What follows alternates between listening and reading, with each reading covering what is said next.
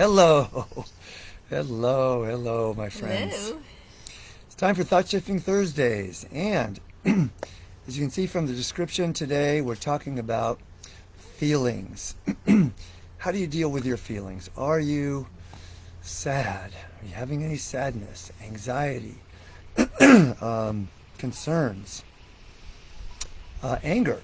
How do you deal with these feelings? So, Or the moon shifting. excuse me, yeah, when going to be talking about my feelings, and I do think that full moon has something to do with it, actually. So, how do you deal with feelings, uncomfortable feelings, let's call it, as they come up? As they come up. Huh. Well, if it's too much and I can't handle it, Hmm. I ask for whoever. Usually, somebody wants to fix it right away, or wants to talk about it right away, while you're in the guck. Would that somebody be me? Yes. And so my practice now, and this is taking a long time actually to learn, is just to ask for time, to say, I can't deal with it right now. Let's talk about it later. Because when you're angry, you don't want to hurt the other person, right? Yep. And so having a little bit of time to think about and process a little bit of what you're going through, it's better when you can talk about it. Yep. And I'm one of those who generally likes to talk things out. That's right. And yet, because that doesn't work well for us, Yeah. I have learned over time that it's great to just give you the space that you need, and then I get alone time, which is healthy for me. That's pretty much when when you're angry at something, and I'm angry that you're angry. But yeah, I wanted to share really what inspired me to talk about this today. Is I was having some real strong feelings of sadness yesterday, of real vulnerability, and I think how it started, it just felt like some things were building up. And as I said to you this morning, it just feels as though I'm failing in our relationship, just because, men out there can identify with this. What we most want in a relationship is to make our partner happy. And sometimes, you like things a certain way, right? Definitely. And if it ain't going that way, then you let me know, and I appreciate that. But sometimes it just feels like, or yesterday specifically, it felt like it's just too much. I mean, I feel like I felt failed in okay, well, I'll name them. So I forgot to get the things at the store that you asked for. I went back a second time later. I didn't cook your fish the way you like it. Anyway, a bunch of things that built up. And so it was really affecting me. And usually, even this string of things that happened over a couple of days wouldn't affect me, but I was feeling more sensitive and more vulnerable. And you were feeling, it seemed like too, more sensitive. And so how I was showing up was triggering you, and how you were showing up in your demeanor was affecting me. And then our daughter called, and she was having a meltdown. Right? Yes. And so It was just a lot. the whole thing was coming down at Right. once. So, but And my priority was my daughter at that moment. and so by the end of the day, neither one of us were feeling very good. And so that's when I said, can I share what's bothering me? And you said, please don't. Yes. So you needed time. Uh-huh. And then, so let's get to how we deal with emotions, or how I deal with my emotions. And one thing that really helped me is when I woke up this morning, you were kissing my head and my body. Yes. And that was a big shift for me. So thank you for that. And I thanked you in the moment as well. And then got to talk about what we're talking about now, what I just shared. And that helped me a lot, just to be able to share my feelings. But the thing I wanted to get to the most we have a lot of techniques that we offer. Our pivoting technique, about how to shift out of uncomfortable feelings and into from the negative or the uncomfortable to the positive. And then almost always add a disclaimer about that it's really important to embrace our feelings as well. And the litmus test for that is if I do an affirmation or or a spiritual mind treatment or a visualization or a pivoting process, and I've got a knot in my gut when I finish, it means there's a calling for a deeper level of healing, a deeper level of expression, maybe even a cathartic release. And so this morning when I was feeling all these feelings, and to some degree last night, I just allowed myself to feel them, right? I had a client the other day who, and she for very good reasons, is experiencing post-traumatic stress and feelings of anxiety, and to the point that they're debilitating sometimes. And she's been employing all these different techniques to get out of her feelings. And I suggested, this was not last session, it was the time before, I suggested to her, how about just accepting your feelings? And the thing that I often say to people is, if it's not okay for me to feel sad, then it's not okay for me to be me, because I feel sad right now. Right. If it's not okay for me to be to feel anger, it's not okay to be me, because I feel angry right now. And so you have to have permission to feel those feelings. Right. And so, with all of the techniques she had been employing, from, her therapist, from coaching, from support groups, some of them were helping some of the time. But what helped the most in this case was for her to start embracing her feelings. And the opposite is true. When it's okay for me to feel sad, it's okay for me to be me, which really is loving myself as I am in the moment. And that's the only way really to love ourselves completely, is to love how we are and to love every part of ourselves, including every one of our feelings. Well, when I see that, when you share that, I feel the love, and I immediately want to embrace you and get back to togetherness. That's a great point. I was crying this morning as I was talking about it. And if you want to connect with someone, be vulnerable, It's hard because vulnerable, it puts down your shields, and you're just raw. And if the other person doesn't respond well, then where are you? Yeah. Well, great point. You don't want to be vulnerable in a place that's not safe to be vulnerable. That's right. You have to know when it's okay to do that. Right. So thank you for letting me into that space. Right. And I'm just feeling so close to you right now as a result of doing this. We're going to go get a room. See you guys later. It's so much more fun doing these videos with you than doing them by myself. Don't you guys agree? Who's on? Hi, Caroline and Sunny and Deb Bowen. Where's Naomi, our most consistent viewer? So she'll see us later. Obviously, she's busy right now. So thanks for joining us. And if you want to comment while we're talking here live about how does this land for you? How do you deal with your emotions?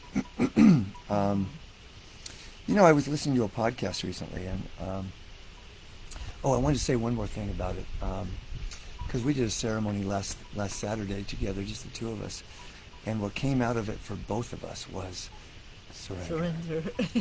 Right? Surrender. Which is, I guess, an even deeper level of vulnerability, when we just surrender into our feelings, surrender into what's happening right now. Well, I wanted to ask this too. Because, I don't have feelings of sadness very often, right? I mean, as a result of practicing, the practices in my book, The Magic of the Soul, Busting Loose from the Money Game, non-attachment, which comes out of both of those. What would you say is the percentage of the time that you see me as being joyful? Because I say I'm joyful all the time, and sometimes people don't believe it. Joyful? 95% of the time. I was going to say 90, so that's right. That's a result of the practices that we share with you. in these thought shifting services, videos, as well as, you know, in our classes, in our writing, and so on. So so it's a rare thing, but when those rare things happen, it's important to not do the spiritual bypass, to just go right to the, I want to get feeling good again, right? Sometimes To allow we oneself, can't, yes. allow oneself to be in the feelings. You know, depression. When a class I was teaching 35 years ago, the first class I ever taught was called, what was it called? I don't remember. Something about the New Age, and one of the students in it defined depression, and it made so much sense to me. That depression is a depressing or compressing of energy. And so what happens when energy gets compressed or depressed enough is it must explode, it must move outward. So if we're feeling depressed and we want to stop that process, we don't let it get to the full point of depression, then we just get stuck in the sadness, right? If we allow ourselves to feel it fully, ultimately it will get to that place where it now has nowhere to go but to move into action, and then to explode into action. So we take action to make things better. The podcast that I wanted to get to, it was this guy who was doing these studies with ayahuasca in the Amazon with tribal people. And he said, if you come to a tribal people in the Amazon and tell them that you're depressed, they won't know what you're talking about, right? What is depression? It's sadness. It's extreme sadness. So sad I can't get out of bed, perhaps. And so, and if you tell them I feel anxious, they won't know what you're talking about. What's anxiety? It's fear or worry, right? So worried that it's debilitating to me. And so what they said, and I want to bring this into the conversation, is that, you know, in tribal peoples, you know, you go to a therapist, you know, or psychologist, and say that you're depressed, and they'll give you a pill most likely, right? Another podcast I was listening to was a psychiatrist who was talking about if you cry in front of your doctor, they're going to give you a pill. Or right? something. Right. Right. And so, but in tribal communities, it's a joint thing. It's a relational thing. So the community will come together and say, well, you're feeling extreme sadness. How can we help to help you to be more happy, right? How can we come together as a community to help the situation? If you're anxious, if you're really worried, what are you worried about? Let's talk about it, right? That's why I love that my women's circle, Right. because that's a good place for us to share from the heart. you know. Coming together in groups. Exactly. So Yes. important. And so that same podcast with the studies in the Amazon, as he pointed out, and I never thought about it this way, but in our culture, we have an epidemic of loneliness. And to try to solve one's problems and one's loneliness, one's anxiety, by oneself or even one-on-one with a therapist is never as effective as doing it in groups, right? Right. And, 12-step groups for people who are getting over addictions. Even therapists will tell you, I can't do much for addiction. It's really difficult to coach people through that. Sometimes it helps, sometimes not. Coming together in a group of people who are all experiencing the same thing and can share, hey, this is helping for me, right? And then it helps another person. When we do our retreats, I mean, we have these very, hey, CJ, and the Wild Holistic, thanks for joining us too. You know, when we do our retreats, we provide all these, and by the way, we've been filled up for almost the whole year, but we've had a couple people cancel. If you're interested in our Catalina retreat, we've got 2 spots available. And when is that? September 25th through the 28th, Sunday through Wednesday, on Catalina Island. So, we provide very powerful exercises for people to really go deep and have peak experiences, right? But what I've always felt like where the transformation really happens is in the circle time, when we're passing the talking stick with, we had 25 people on the beach last year, Yeah. and one person shares about something that happened to them in an exercise or a trust fall or whatever. CJ says, oh, Caroline says, hi, CJ. And CJ was in our retreat, and both of them were in a class we did recently, and they're just having their own little conversation while we're doing our video here. That's great. That's great. And and so one person's sharing inspires another person to go deep, and then the energy just builds. My client this morning was talking about the same dynamic, that when one or more are gathered, then it's not just multiplying by one, it's now like exponentially multiplying the energy, right? So yeah, if you're feeling lonely, build community. There's so many opportunities. Centers for spiritual living are virtually everywhere, right? And that's something that we're involved in as well. There's meetup groups. Your women's or circle is anything. If Yeah. you want to. Oh, I just found something because I started coloring just for the fun of it. yeah. Mandalas and different things, and I'm just having so much fun. And I just happened to see a meetup for coloring, and Yeah. so I signed up for it. Hiking, whatever you're into, there's something for you in meetup, I think.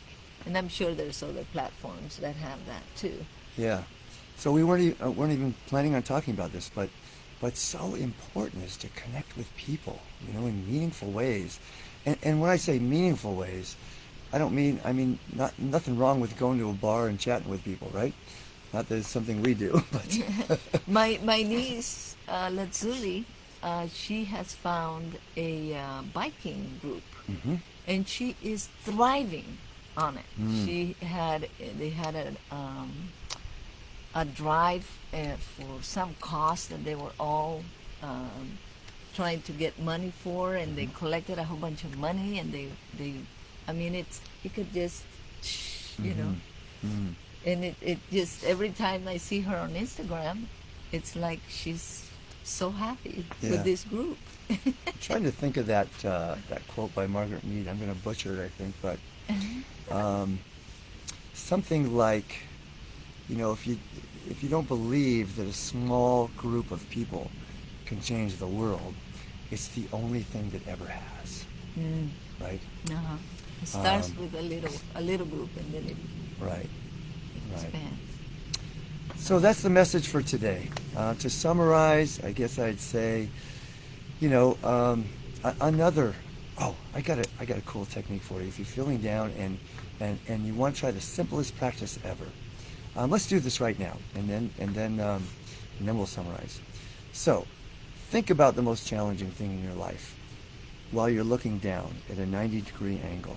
If you're inside, you're going to be looking probably where the floor meets the wall. Just think about that and notice how it feels to think about that challenge. Now look straight ahead. Whatever's straight ahead. Well, if you're watching the video, you're looking at us. So look straight ahead. Think about that challenge.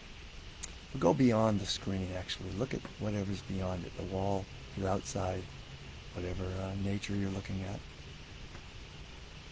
Think about the challenge. And notice how you feel. And now look up. If you're inside, probably where the ceiling meets the wall. If you're outside, look at the sky. That's the most powerful. Think about the challenge and notice how you feel. Isn't that amazing? Everyone I've done this with, it's something like, well, what did you notice? I was freer. It was vast. I couldn't think of the thing that I originally was. There you go. was a bother. Any comments? And feel the comment to put a comment, either if you're watching it live or later on.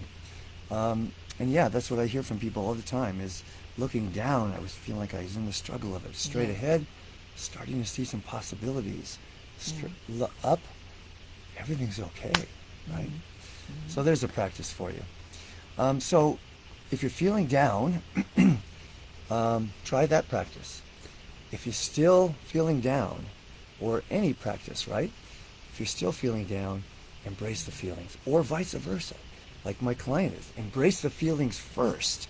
Make that be the first thing. Then go to shift it once you're feeling better by embracing it. Because every time you embrace it, again, you're saying it's okay to be me. You're loving yourself as you are in the moment. Hey, CJ started following us. You weren't following us before? The Wild Holistic said, I didn't feel as heavy. Very good. CJ says, seems impossible. Caroline feels better. Good. CJ needs more practice. Thanks for being vulnerable with us, CJ. Practice makes perfect. And then, and so finally, connect with others. Especially if you're feeling down, connect with others when it's safe, and be vulnerable with them, right? Talk it out. Call a friend. Guy, our culture is so about individualism. Go out to a bar if there's nobody else. Yeah. Our culture is so about individualism and being okay and being strong, right? Yes. And there's a value in that to an extent. But we've got to also bring our softness. One of my favorite authors, Stephen Levine, says, being soft of belly. If our belly's tight, we've got tension. We can't have a soft belly and have tension.